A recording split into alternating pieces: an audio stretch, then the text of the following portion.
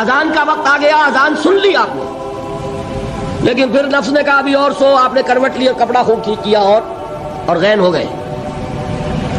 اگر آپ اس نفس کے تقاضے کو اس وقت رد کر سکتے، طاقت آپ میں اتنی ہوتی تو آپ کھڑے ہوتے مسجد کی طرف جاتے۔ گویا کہ بندگی رب کے لیے سب سے پہلا جہاد کس سے کرنا ہوگا؟ نفس۔ اچھا، نفس اکیلا نہیں ہے، اس کے پیچھے ایک بہت بڑا بدماش ہے، وہ شیطان لعین، وہ اسے اکساتا رہتا ہے، پھونکے مارتا ہے، الذی یوسوس فی صدور الناس، اشتعال پیدا کرتا ہے، پٹیاں پڑھاتا ہے، برائی کو مزین کرتا ہے، بے حیائی کو فیشن کا نام دیتا ہے، ناچ گانے کو وہ کلچر کا نام دیتا ہے۔ آپ صرف اللہ کا بندہ بننا چاہتے ہیں، 3 مقابلے کرنے پڑیں گے۔ سب سے پہلے کس سے مقابلہ کرنا ہوگا؟ اپنے نفس سے۔ وہ جو کل شعر سنایا تھا کہ مسجد تو بنا دی شب بھر میں ایمان کی حرارت والوں نے، من اپنا پرانا پاپی ہے برسوں میں نمازی بن نہ سکا۔ کوئی شخص رشوت پیش کر رہا ہے، حرام شے ہے، نفس کیا کہتا ہے؟ لے لو، کہتا ہے کہ نہیں؟ اور بڑی پٹیاں پڑھاتا ہے کہ یہ سارا تقویٰ کا حیضہ تمہیں ہو گیا ہے، فلاں حاجی ہے، فلاں وہ ہے، وہ بھی لیتا ہے، اور فلاں ضرورت رکی پڑی ہے، بچے کی فیس نہیں گئی ہے، بیوی کو اتنا عرصہ ہو گیا ساڑی کی فرمائش کرتے ہوئے ساڑی نہیں خریدی گئی ہے، یہ ساری پٹی پڑھائے گا نفس کے نہیں۔ اب اگر آپ مقابلہ کر سکتے ہیں نفس کا تو بچیں گے، مقابلہ نہیں کر سکتے باہر کھا جائیں، یہی ہوگا کہ نہیں؟ اذان کا وقت آ گیا، اذان سن لی آپ نے، لیکن پھر نفس نے کہا ابھی اور سو، آپ نے کروٹ لی اور کپڑا خوب ٹھیک کیا اور غین ہو گئے۔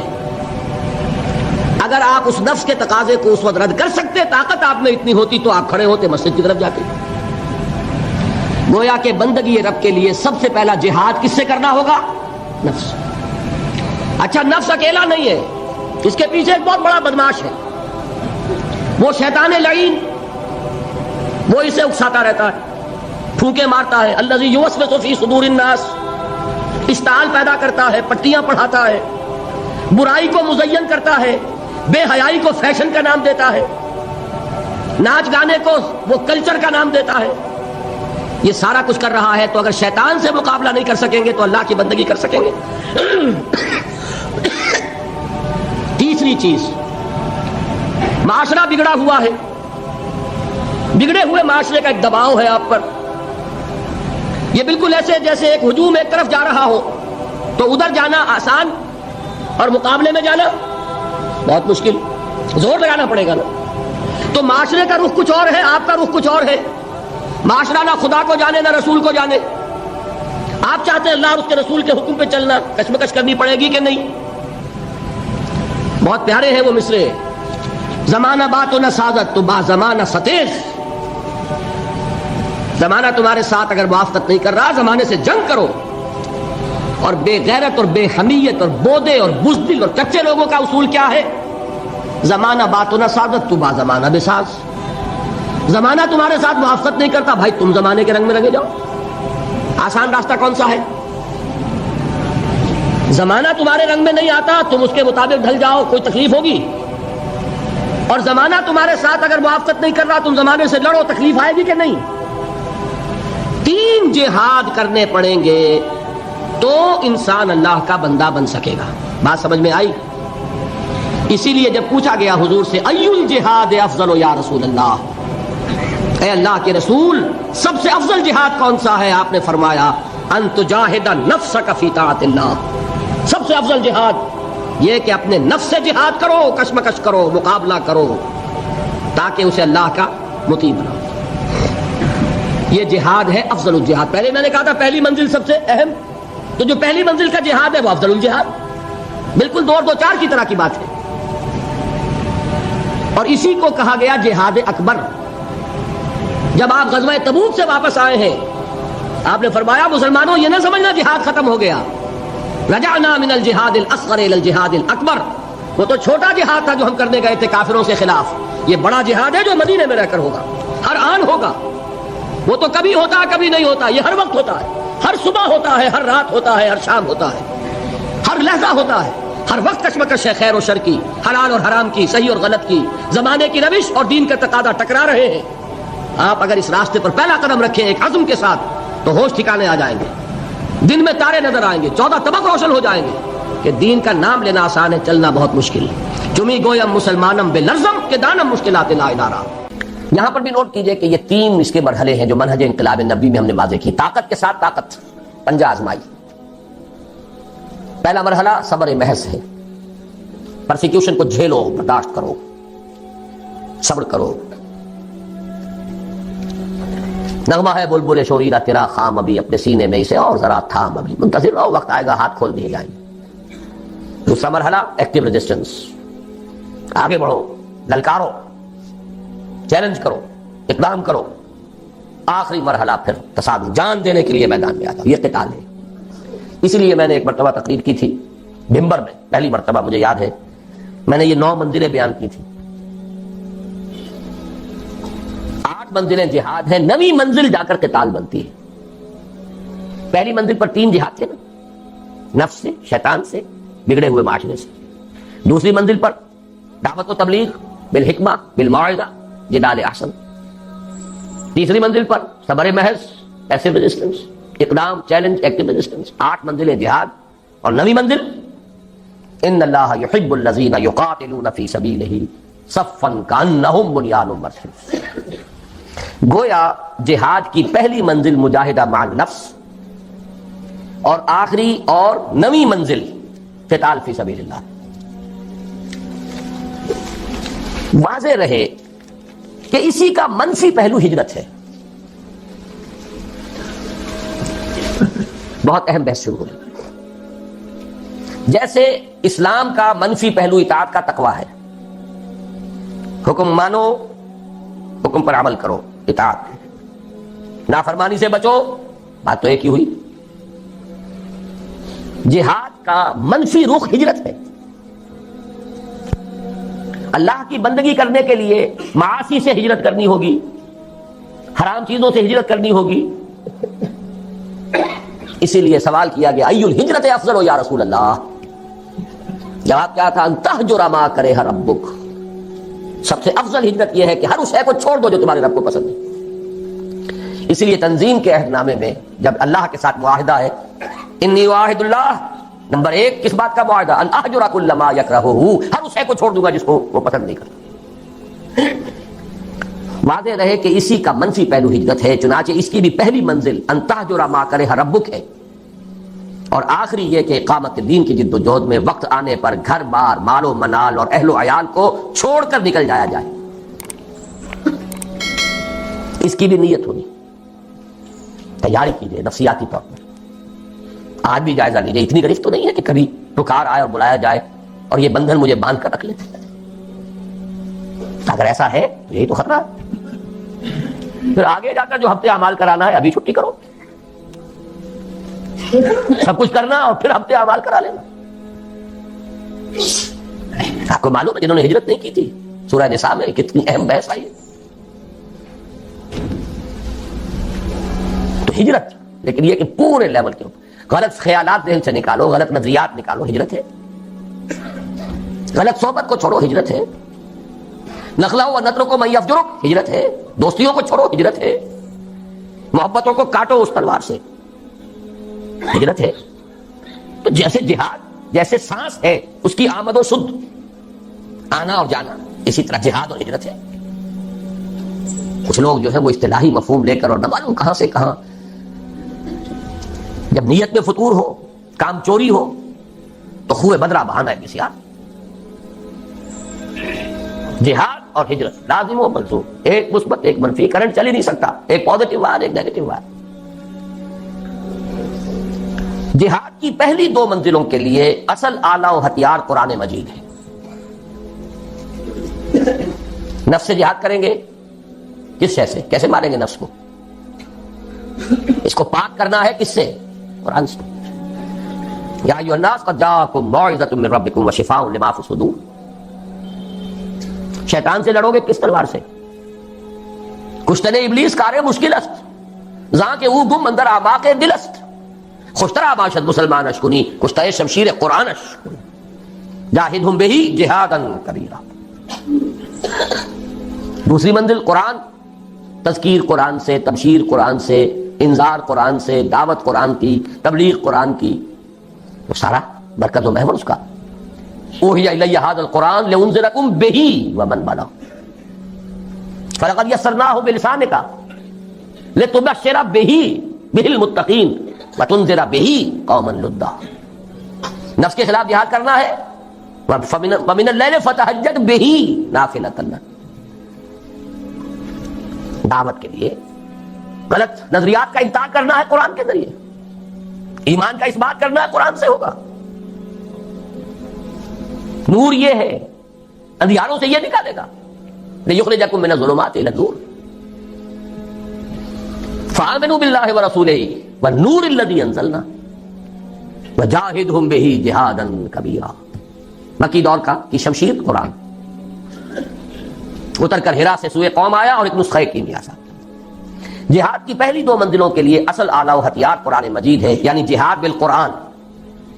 چنانچہ مجاہدہ مع النفس کا مؤثر ترین ذریعہ ہے قرآن کے ساتھ قیام اللیل یا تہجد، اور دعوت و تبلیغ کا پورا عمل بھی قرآن حکیم ہی کی اساس پر اور اسی کے ذریعے ہونا چاہیے. یتلو علیہم آیاتہ ویزکیہم ویعلمہم الکتاب والحکمہ، سارا اساسی منہاج قرآن کے گرد گھوم رہا ہے. تیسری اور آخری منزل عہد حاضر میں جہاد بالید کی موضوع ترین صورت فواحش و منکرات کے خلاف پرامن مظاہرے ہیں. صرف مظاہرہ نہیں، پکیٹنگ، گھیراؤ، جلاؤ نہیں، گھیراؤ نہیں ہونے دیں گے. بل حافظون لحدود اللہ، چلاؤ گولی، مار دو جتنوں کو مارتے ہو. شہادت ہے مطلوب و مقصود مومن، نوال غنیمت نہ کشف کشاد. یہ میرا کل کا موضوع ہے، لیکن یہ کہ یہاں جہاد بالید، اسی کو نہیں منکر بالید کہا ہے. من رأى منكم منكرا فليغيره بيده فإن لم يستطع فبلسانه فإن لم يستطع فبقلبه وذلك أضعف الإيمان. ومن جاهدهم بيده فهو مؤمن ومن جاهدهم بلسانه فهو مؤمن ومن جاهدهم بقلبه فهو مؤمن وليس وراء ذلك من الإيمان حبة خردل. لیکن نوٹ کیجئے، لیکن اس میں نوبت فقہائے کرام کی طے کردہ شرائط کے تحت قتال یعنی جہاد بالسیف تک بھی آ سکتی ہے.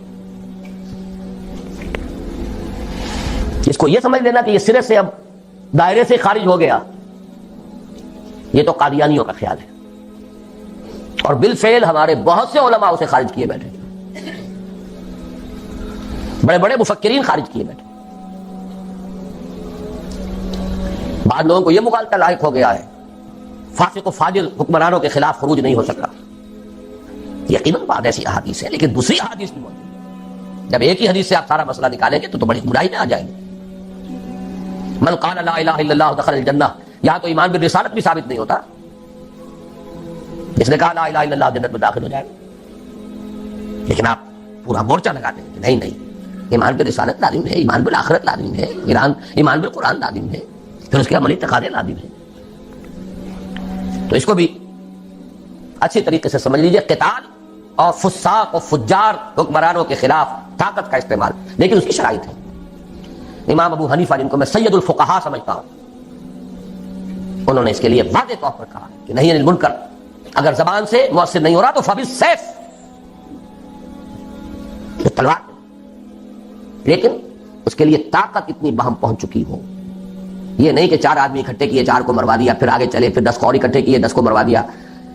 یہ نہیں، ہنگامہ کیا، جماعت بنائیے، قوت جمع کیجئے، تربیت دیجئے، منظم کیجئے، مرتبہ تعداد اتنی کہ جو بھی آپ کے اندازے ہیں اس کے اعتبار سے، ویسے کچھ ہے کہیں سے آ جائے بورڈ فرام دی بلو، وہ بات دوسری ہے، لیکن ہر اندازے میں آپ یہ تقریباً یہ یقین رکھیں کہ اب اتنی طاقت ہے کہ ہم بدل دیں گے اس نظام کو، کامیابی ہو جائے تب جا کر اس کا امکان ہے، ورنہ نہیں.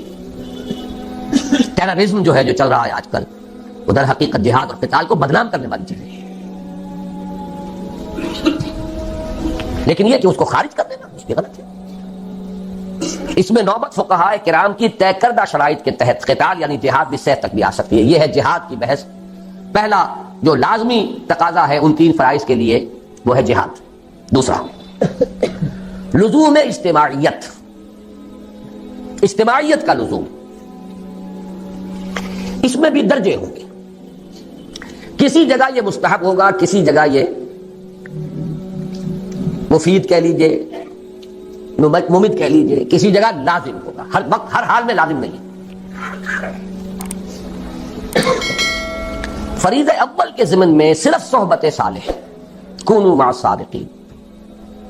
اللہ کا بندہ بننا ہے آپ کو، نفس سے جہاد کرنا ہے، شیطان سے کرنا ہے، معاشرے سے کرنا ہے، تو ایسے لوگوں کی معیت تلاش کریں، ایسوں کا قرب، ایسوں کی صحبت جو یہی کام کر رہے ہوں، یہی کرنا چاہتے ہوں. اس سے تقویت پہنچے گی آپ کو. مرید کسے کہتے ہیں؟ ارادہ کرنے والا. آپ نے ارادہ کیا ہے، اور بھی ہے اس نے بھی ارادہ کر لیا ہے، یہ مرید جمع ہو. اس سے یقیناً تقویت حاصل ہوگی. لیکن عقلاً محض اس کام کے لیے جماعت، میں جماعت کا ایک مفہوم خاص بول رہا ہوں، جماعت ڈسپلنڈ، سب و طاعت والی جماعت، اس کام کے لیے ضرورت نہیں. نمبر 2، اسی طرح فریضہ ثانی کے ضمن میں درس گاہوں، اداروں، انجمنوں اور سوسائٹیوں سے پورا ہو سکتا. دین کی دعوت و تبلیغ ہے، ڈھیلا ڈھالا نظم ادارہ ہے، اشاعت قرآن کا ادارہ، پبلشنگ ہاؤس ہے، آڈیو ویڈیوز کا کوئی سلسلہ ہے، جرائد ہے، رسائل ہیں، انجمنیں ہیں، دارالعلوم ہے. یہ سب اس کا ذریعہ ہے. یہ جماعتیں نہیں ہیں. اجتماعیت تو ہے، لزوم اجتماعیت لکھا ہے میں نے اوپر. اجتماعیت ایک عام لفظ ہے. یہ لوز آرگنائزیشنز، ایسوسیشنز، انجمنیں، ان میں وہ سب و طاعت، ڈسپلن یہ نہیں. ٹھیک ہے، ایک دستور ہے، قانون ہے، اس کے مطابق آپ نے تقسیم کار کر لی ہے. کوئی صدر ہے، کوئی سیکریٹری ہے، جس کی ٹانگ گھسیٹنی ہو گھسیٹ لیجئے، نو کانفیڈنس لے آئیے اس کے خلاف. جس کو آپ برقرار رکھنا چاہیں رکھیں، جو بھی رکھیں. آپ کا دارالعلوم ہے، اس کا کوئی محتمم ہے، بہرحال ایک نظم تو وہاں ہوگا. لیکن یہ کہ وہ جماعت کا سلسلہ نہیں. لیکن اب ہے اصل شے، فریضہ ثالث کے ضمن میں سم و طاعت فی المعروف کے ٹھیٹھ اسلامی اور عسکری اصول پر مبنی جماعت کے بغیر پورا نہیں. کوئی احمق ہوگا جو سمجھے کہ یہ کام ہو سکتا ہے بغیر اس کے. ٹھیٹھ اسلامی اور عسکری ملٹری ڈسپلن، وہاں آپ کو یہ اختیار نہیں ہے، حق حاصل نہیں ہے کہ آپ اپنے سپیریئر سے یہ پوچھیں کہ یہ حکم آپ کیوں دے رہے ہیں، مجھے کیا حکمت ہے. there's not to reason why, there's but to do it die. عسکری اور ٹھیٹھ اسلامی سم و طاعت، فاسمعوا واطیعوا. اللہ کی سم و طاعت مطلق، رسول کی سم و طاعت مطلق، اللہ یہ کہ وہ خود کہہ دیں کہ یہ صرف میرا مشورہ ہے، حکم نہیں ہے. جیسے حضرت بریرہ نے پوچھ لیا تھا. حضرت مغیث ایک غلام تھے، حضرت بریرہ ایک کنیز تھی، ان کے ساتھ نکاح تھا. حضرت عائشہ کی کنیز تھی حضرت بریرہ. حضرت عائشہ نے انہیں آزاد کر دیا، اب ان کا سٹیٹس ہو گیا اونچا، وہ غلام کے غلام تھے. یہ ایک خیار حاصل ہوتا ہے، اختیار، چوائس. کنیز پہلے جس کے نکاح میں تھی، کنیز ہونے کی حیثیت سے کسی غلام کے، اب جب وہ حرہ ہو گئی، آزاد ہو گئی، تو شی ہیڈ این آپشن. وہ چاہے تو اب اس کے نکاح میں رہے، چاہے تو نہ رہے. کفر نہیں رہا نا اب وہ. تو حضرت بریرہ نے کہا میں تو اب اس کے نکاح میں نہیں رہوں گی مغیث کے. انہیں بہت محبت تھی، انہوں نے پہلے خود خوش آمد کی، نہیں مانی، پھر سفارش کروائی. سفارش بھی کس کی؟ محمد رسول اللہ صلی اللہ علیہ وسلم کہ حضور سے کہیے. حضور نے فرمایا بریرہ کیا حرج ہے اگر تم مغیث کے گھر میں رہو. پورا فوراً سوال کیا، حضور آپ کا حکم ہے یا مشورہ؟ فرمایا نہیں، حکم نہیں ہے، مشورہ ہے. تو میرے لیے قابل قبول نہیں ہے. حکم کو نہیں ٹالا. ما كان لمؤمن ولا مؤمنة اذا قضى الله ورسوله امرا ان يكون لهم الخيرة فيه. مشورے کو آپ سوچ سکتے ہیں، ٹھیک ہے، چوائس ہے. ایک عورت جانتی ہے کہ بیوی کی حیثیت سے اسے کیا فرائض ادا کرنے ہیں. ذہناً قلباً جس کو وہ قبول نہ کر رہی ہو، اس کے ساتھ وہ حقوق جو ہیں وہ ادا کر سکے گی کہ نہیں کر سکے گی. شی نوز اٹ بیٹر. حکم نہیں دیا. لیکن حکم ہو تو سم و طاعت مطلق، نو ایکسیپشن. آگے چل کر حضور کے بعد اب ہے فی المعروف. صرف ایک اس کے اندر ایکسیپشن ہوگی، اگر اللہ اس کے رسول کے بعض احکام کے خلاف کوئی بات ہے تو نہیں مانے. اس کی وضاحت میں بعد میں کروں گا کیونکہ مجھے آج ایک حدیث بھی ذرا آپ کو پڑھانی ہے. تو یہ لزوم اجتماعیت جو ہے، اس کا تقاضا فریضہ اول کے ضمن میں صرف صحبت صالح سے پورا ہو جاتا ہے، کونوا مع الصادقین.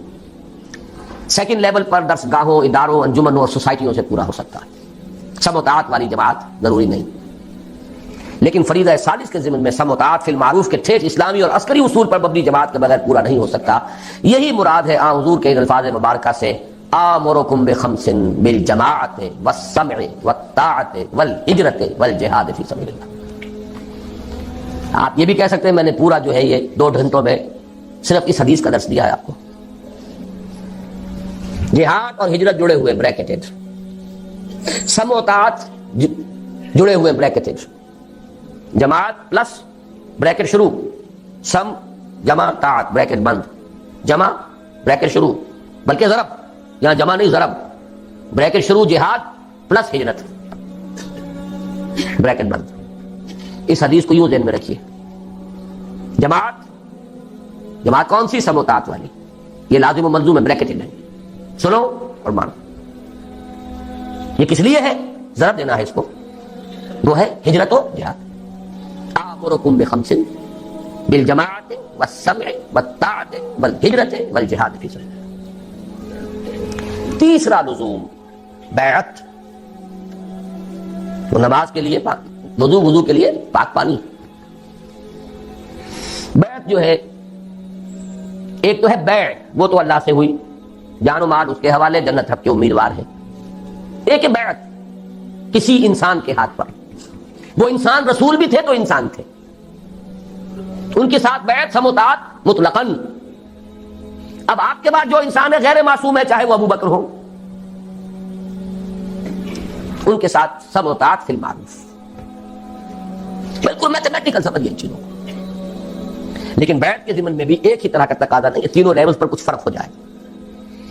پہلے دو فرائض کے ضمن میں بیعت سلوک و ارشاد کی صورت میں کفایت کرتی ہے، لیکن یہ جو بیعت ہمارے ہاں چل رہی ہے، سلوک اور ارشاد کی بیعت، بہت اچھی بات ہے کہ اس کے لیے بھی لفظ بیعت استعمال ہوا، تاکہ معلوم ہو کہ یہ ہمارے دین کا ایک مستقل اس کی اصطلاح ہے، اس کا ایک فکر ہے۔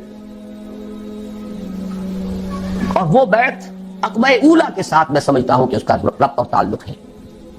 بیعت ارشاد، پہلی بیعت حضور نے یہی لی تھی، شرک نہیں کریں گے، چوری نہیں کریں گے، زنا نہیں کریں گے، تہمت نہیں لگائیں گے وغیرہ، اور جس نیک بات کا آپ حکم دیں گے وہاں معروف تھا، یہ پہلا درجہ تھا اس بیعت کا بھی۔ آج وہ بیعت عدل قرآن صرف بیعت النساء ہے، یہ سلوک کی بیعت زنانہ بیعت ہے، یہ مردانہ بیعت نہیں ہے، زنانہ بیعت۔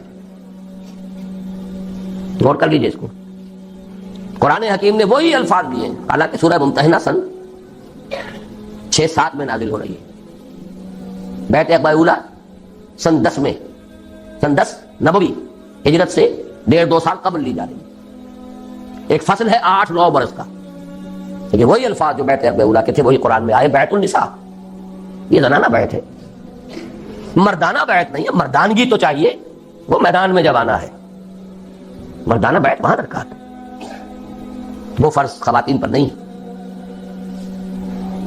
زنانہ بیعت لیکن ہے بیعت۔ اس کے بارے میں ہمارے ہاں وہ جو اہل حدیث مسلک کے لوگ ہیں وہ اس کی نفی کر دیتے، کوئی بیعت نہیں، اس کا کوئی اصول نہیں، کوئی اس کا ثبوت نہیں، غلط بات ہے۔ بیعت عقبہ اولا بیعت یہی ہے، بیعت النساء بیعت یہی ہے، بیعت ارشاد ہے، وہ بھی صحیح ہے، حق ہے، لیکن وہ بیعت جو مردوں سے مطلوب ہے وہ کچھ اور ہے۔ اگر یک قطرہ خونداری، اگر مشتے پرے داری، بے ابا من تو آمودم طریق شاہ بازی راہ، مردانگی اس کے لیے بیعت جو ہے وہ ہے نمبر 3۔ فریضہ سادس کے ضمن میں بیعت سم و طاعت فی المعروف کی صورت لازمی و لابدی۔ اب میرے پاس اور الفاظ نہیں ہے جس کو میں تاکید کیسے دوں، کیسے کروں، لازمی ہے، لابدی ہے، کوئی اس سے رستگاری نہیں۔ یا تو کہیے کہ وہ فرض ہے ہی نہیں، ٹھیک ہے، چھٹی ہو گئی، جس گاؤں جانا نہیں اس کا راستہ کائے کو پوچھنا۔ اگر مانتے ہیں کہ وہ فرض ہے، بلند ترین منزل کے لیے جد و جہد فرض، تو کوئی پاگل ہوگا، احمق ہوگا، ڈھیٹ ہوگا جو اس کے لزوم کا انکار کرے۔ فریضہ سادس کے ضمن میں بیعت سم و طاعت فی المعروف کی صورت لازمی و لابدی، اسی کی جانب اشارہ ہے مسلم شریف کی روایت عن عبداللہ ابن عمر رضی اللہ تعالی عنہما میں، جس میں حضور صلی اللہ علیہ وسلم کے الفاظ مبارکہ وارد ہوئے ہیں کہ من مات ولیس فی عنقہ بیعۃ مات میتۃ جاہلیۃ، جو شخص مرا اس حال میں کہ اس کی گردن میں بیعت کا قلادہ نہیں تھا، وہ جاہلیت کی موت مرا ہے، ایمان اور اسلام کی موت نہیں مرا ہے۔ جو لوگ اس بیعت ارشاد کو سمجھ لیتے ہیں کہ یہ تقاضا پورا ہو رہا ہے، وہ اپنے آپ کو دھوکہ دے رہے ہیں، یہ دوسری بیعت کا تذکرہ ہے۔ اس حدیث کے بارے میں بھی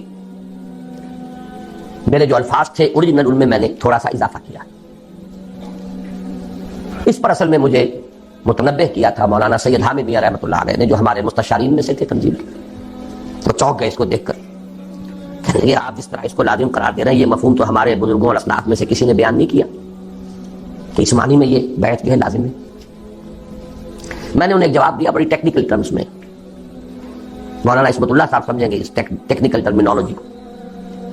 میں نے کہا مولانا پہلی بات تو یہ ہے کہ کسی شے کا عدم ذکر اس کے عدم وجود کو مستلزم نہیں ہے. کسی شے کا ذکر نہ کیا جائے اس کا مطلب یہ نہیں کہ وہ ہے نہیں. یہاں کتنے لوگ ہیں، میں کچھ لوگوں کا ذکر کرتا ہوں تو اس سے باقی لوگوں کی نفی تو نہیں ہو جائے گی. اگر اسلاف میں سے کچھ لوگوں نے اس کا ذکر نہیں کیا تو اس سے یہ لازم نہیں آتا کہ تھا ہی نہیں. اور مثال دی، اور میں بہت ہی اللہ کا شکر ادا کرتا ہوں کہ میرے علم میں وہ مثال آ گئی تھی، کیونکہ میرے استاد بھی تھے مولانا منتخب الحق قادری. انہوں نے بتایا کہ ان کے جو استاد تھے مولانا معین الدین اجمیری رحمۃ اللہ علیہ، ان کی جو لائبریری تھی اس کی ایک الماری ایسی تھی جس کی وہ چابی کسی کو نہیں دیتے تھے کبھی. اس کی کتابیں جھاڑنی ہوتی تھی تو خود ہی. ایک مرتبہ کہیں طبیعت ناساز تھی اور یہ ان کے بہت چہیتے شاگرد تھے، مجھے دے دی. اور وہ رہتے تھے قبرستان میں. قبرستان میں وہ جگہ بنائی بھی تھی، وہاں رہتے تھے. یہ بھی وہ کہتے تھے ہماری سمجھ میں نہیں آتا تھا ان کے بعد اچھے بھلے گھر موجود ہیں اجمیر شہر کے اندر، وہاں کیوں نہیں رہتے. اور پھر یہ کہ وہاں پہ کچھ لوگ آتے رہتے تھے ولایتی کہتے تھے پٹھان، اس وقت جو افغان پٹھان ولایتی آتے رہتے تھے. ایک دفعہ طبیعت ناساز تھی، انہوں نے فرمایا کہ تم ذرا میری الماری یہ صاف کر. تو میں نے دیکھا اس میں رجسٹر تھا جس میں ان لوگوں کے نام درج تھے جنہوں نے ان سے بیعت جہاد کی ہوئی تھی. اور یہ شاگرد چہیتے ترین شاگرد، انہیں پتا بھی نہیں. تو عدم ذکر عدم وجود کو مستلزم نہیں. سمجھ لیجیے بات، جس کی مثال یہ ان کے علم میں آیا کہ وہ تو بیعت جہاد دے رہے تھے، لیکن یہ کہ ابھی انہوں نے اس کو خفیہ رکھا ہوا.